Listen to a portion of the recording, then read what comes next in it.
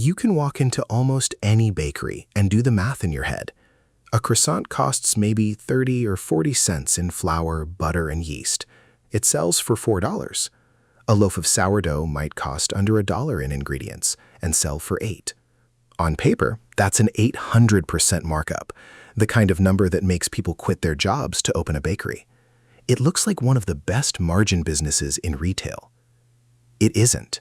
And the reason it isn't reveals something that applies to almost every small business that looks simple from the outside.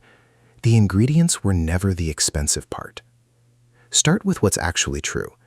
Industry data on bakery cost structure consistently puts the cost of ingredients, what accountants call cost of goods sold, somewhere between 25 and 35% of the sale price. That means gross margin, the money left after paying for flour, eggs, butter, and sugar, really can land between 60 and 80%. That part of the fantasy is accurate. If you only looked at that one number, a bakery would look like one of the most profitable retail formats that exists. But gross margin isn't profit. It's just the beginning of a much longer subtraction. Once you pay for labor, rent, utilities, insurance, packaging, waste, and equipment, the number that's actually left over, net profit margin, usually settles somewhere between 4 and 15%. And for a lot of high-volume commercial operations, it sits closer to the bottom of that range. A bakery can be selling out every day, running a kitchen at full capacity, and still be clearing less profit per dollar of revenue than a mid-sized grocery store selling toilet paper and canned soup. The bread was never the business. What happens to the bread after it's baked is the business. So where does that 60 to 80% gross margin actually go? Two places mostly, and both of them are easy to underestimate before you've run a kitchen. The first is labor, and bakery labor is unusually intensive compared to most food retail. Labor typically runs somewhere between 30 and 40% of revenue, and for labor-heavy products like hand-shaped baguettes or laminated pastry, it climbs toward the higher end of that. This isn't like running a coffee shop where one barista can serve 100 customers an hour. Good bread and pastry require trained hands, early shifts, and time that can't be compressed. A croissant takes roughly 3 days from mixed dough to finished pastry, once you count the lamination and proofing. You can't rush that process without the product falling apart, and you can't automate away the skill without the product becoming noticeably worse. So the margin that flour and butter give up cheaply gets spent on the hours it takes a trained baker to turn them into something worth $4. The second place the margin disappears is perishability, and this is the part most outside observers never think about at all. A bakery can't hold inventory the way a hardware store or a clothing retailer can. Bread made this morning is close to worthless by tomorrow evening.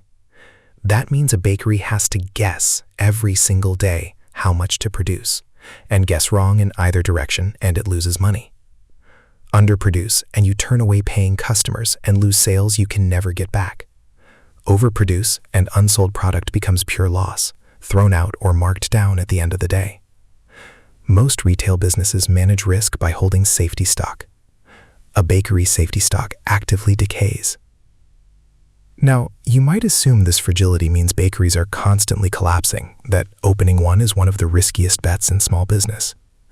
That belief is almost universal, and it's mostly wrong, in a way that changes what you should actually be worried about. The idea that 90% of restaurants, and by extension, food businesses like bakeries, fail in their first year has been repeated so often it's treated as common sense. It isn't. That number traces back to an unsourced claim from an early 2000s advertisement, not to any study. Actual research, including a widely cited analysis of restaurant mortality by economists using Bureau of Labor Statistics data, found that around 17% of restaurants close in their first year, lower, in fact, than the closure rate for other service businesses in general. The real danger isn't the first year. It's what happens over the years after that, once the initial excitement, savings cushion, and forgiving landlord have all worn off. Roughly half of restaurants are gone by year 5. The failure isn't concentrated at the starting line. It's spread out across a slow war of attrition against thin margins, and that reframes the entire question. The danger in owning a bakery isn't that you'll fail fast.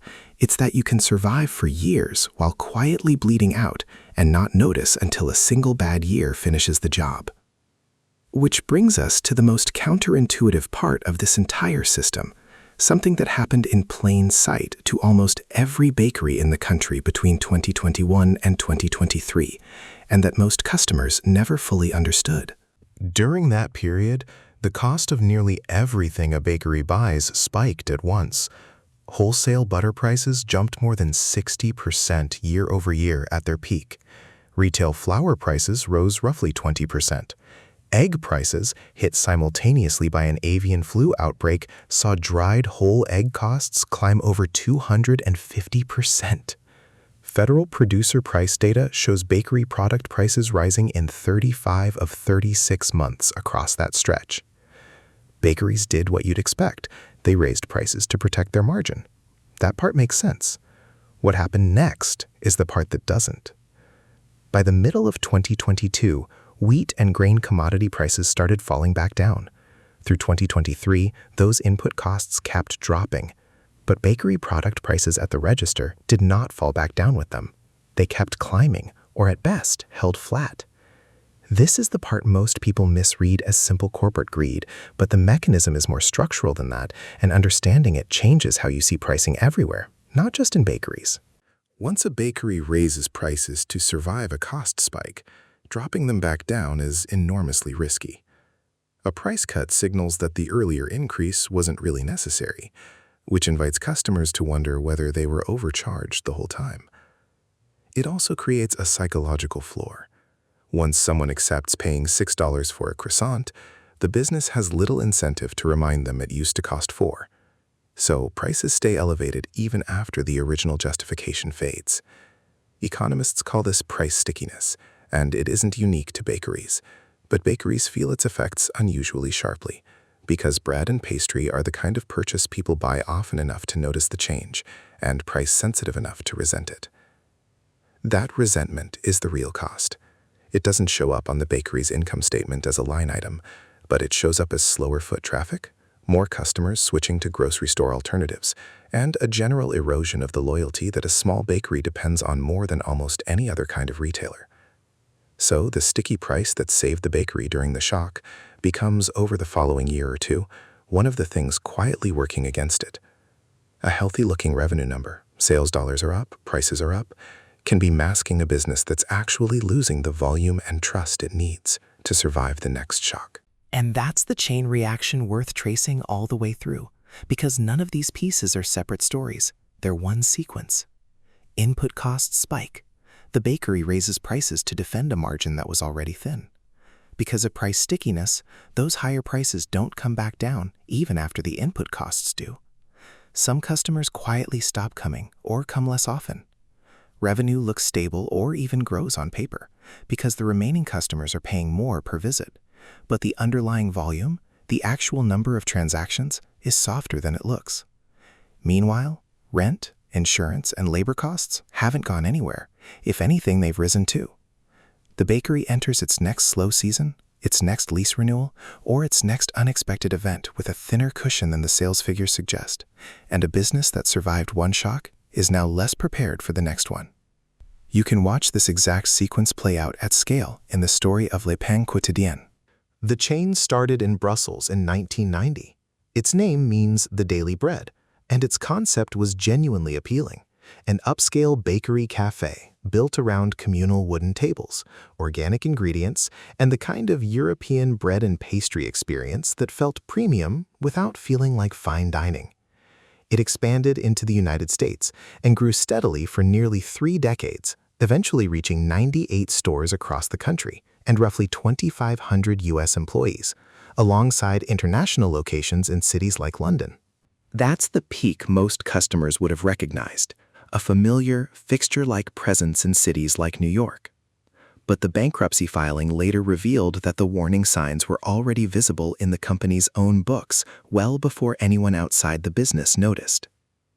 U.S. sales had already fallen from $175 million in 2018 to $153 million in 2019, alongside a loss of nearly $17 million. And this was all before the pandemic touched the business at all. According to the company's own restructuring officer, the causes were exactly the structural pressures we've been describing: rising rents, intensifying competition, and a slowness to shift toward the grab-and-go mobile ordering model that competitors were already using to cut labor costs and serve customers faster. The sit-down cafe format that had once been the brand's appeal had become a fixed cost the business could no longer comfortably support. Then came the turning point. In March 2020, pandemic shutdown orders forced the closure of all 98 U.S. locations at once. For a business already running on thin margins and declining sales, a total stop in revenue with rent, leases, and debt obligations still due was close to unsurvivable. 2 months later, in May 2020, the U.S. division filed for Chapter 11 bankruptcy, warning that without a buyer, the company would have to liquidate the entire chain. The consequences accelerated from there. A sale was arranged to Orify Brands for $3 million, a fraction of what a healthy chain of that size would have been worth, and even that rescue only saved 35 of the original 98 locations. 2/3 of the chain closed permanently. And the fragility wasn't limited to the American arm. 3 years later, in 2023, the company's UK operation collapsed as well, closing every London location but one. What this case proves isn't that Le Pain Quotidien served bad bread or had bad ideas.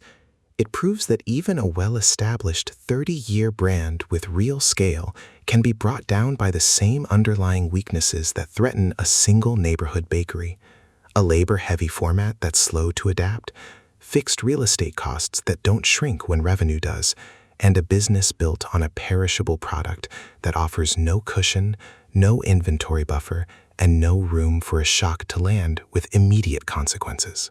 The bakeries and bakery chains that survived that same period generally didn't do it by baking better bread. They did it by restructuring the business underneath the bread. Many shifted toward grab-and-go formats with smaller footprints and lower rent exposure, cutting the sit-down seating that had become a fixed cost with no return. Others leaned harder into wholesale and business-to-business accounts, supplying grocery stores, cafes, and restaurants, because a wholesale contract creates predictable, forecastable volume, which is the one thing a perishable goods business struggles to get from walk-in retail traffic alone. Some centralized production into commissary kitchens, serving multiple smaller retail locations, spreading skilled labor across more revenue instead of duplicating it at every single site.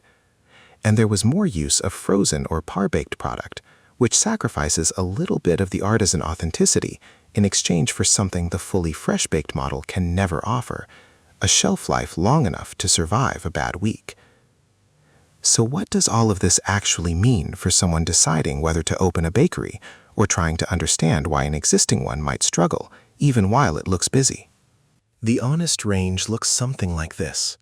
In the best realistic case, a well-run bakery with a strong location, a mix of retail and wholesale revenue, and tight cost control can land net profit margins somewhere between 15 and 20%, genuinely good numbers for small food retail. In the ordinary, working case, most established bakeries settle into something closer to 4 to 9% net margin, breaking even somewhere between 1 and 2 years after opening, with an owner's income that's respectable but far from the fantasy that inspired the business in the first place.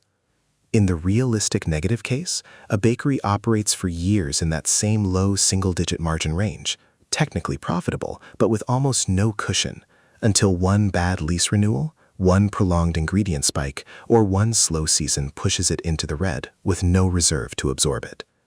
And in the true failure case, the one Le Pain Quotidien lived through at scale, an external shock arrives while the business is already thin, and the same features that made the bakery appealing in the first place, the freshness, the daily production, the reliance on skilled hands, are exactly what leave it with nowhere to hide. So go back to where this started, the loaf of bread that costs pennies and sells for dollars. That markup is real. It was never the lie. The lie is thinking that markup is the business. A bakery doesn't actually make its money from flour, butter, and sugar. That ingredient math would make it one of the most profitable retail categories in the world. What a bakery actually is, economically, is a real estate business, a skilled labor scheduling business, and a cash flow timing business, all disguised by the smell of fresh bread. The margin isn't won in the mixing bowl. It's won or lost in the lease negotiation, the staffing schedule, and the discipline of not baking one loaf more than you can sell before it stops being worth anything at all.